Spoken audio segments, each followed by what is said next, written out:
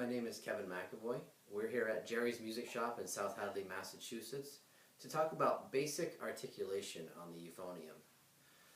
Once you've mastered long tones and you understand counting whole notes, you can now subdivide the measure up into smaller parts.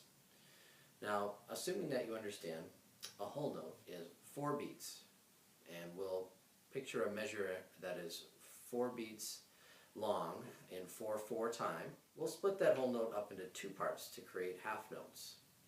Now, to separate the notes, we're going to articulate.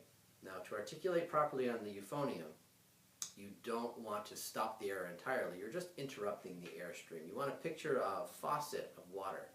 Turn the faucet of water on, and you take your finger through the faucet of water, and you just interrupt that airstream, that water coming out of the spigot. Okay? The water never stops coming out, but below your finger, there's an interruption. You want to think of that same concept when you're playing. The air coming out of your lungs is like that faucet. It's going.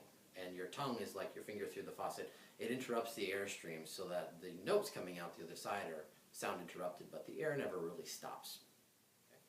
So we'll start off by playing 2 whole notes on B-flat concert, and we'll follow that up with playing 2 measures of half notes. Remember that each half note gets 2 beats, so there'll be 2 half notes per measure.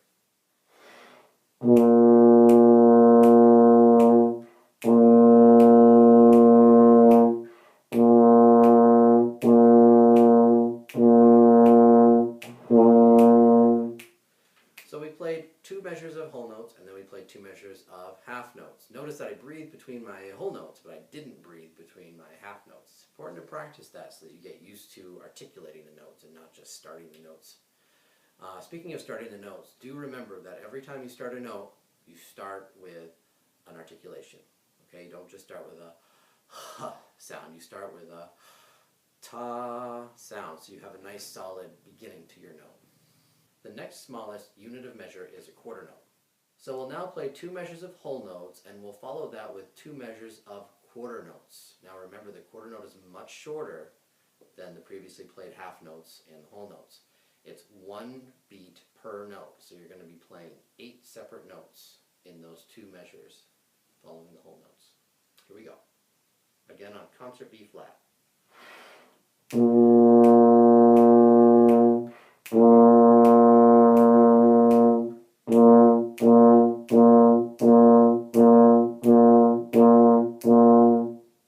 And again, I breathe between my whole notes, but I did not breathe between my quarter notes.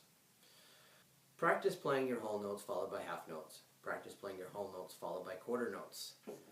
Practice switching it up a little bit. Practice playing whole notes followed by half notes followed by quarter notes. Practice half notes followed by quarter notes, or just play quarter notes in general. Once you've gotten comfortable with the quarter note, you can split the note up again into 1/8 notes. Now we start dividing beats up into their separate sections. When you're counting 1/8 notes, it's important to remember that it's not 1 beat per note.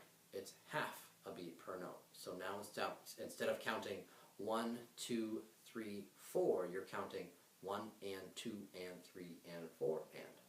And again, you're going to separate those notes with your tongue on ta, ta, ta, ta, ta, ta, ta, ta. Again, counting 1 and 2 and 3 and 4 and in your head as you go through. Okay? Let's just get right into 1/8 notes on a B-flat concert.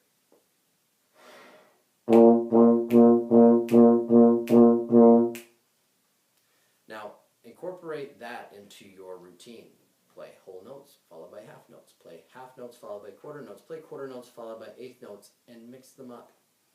The more often you do this, the better you will get at counting. The better you get at counting, the easier your music and band class will be to play.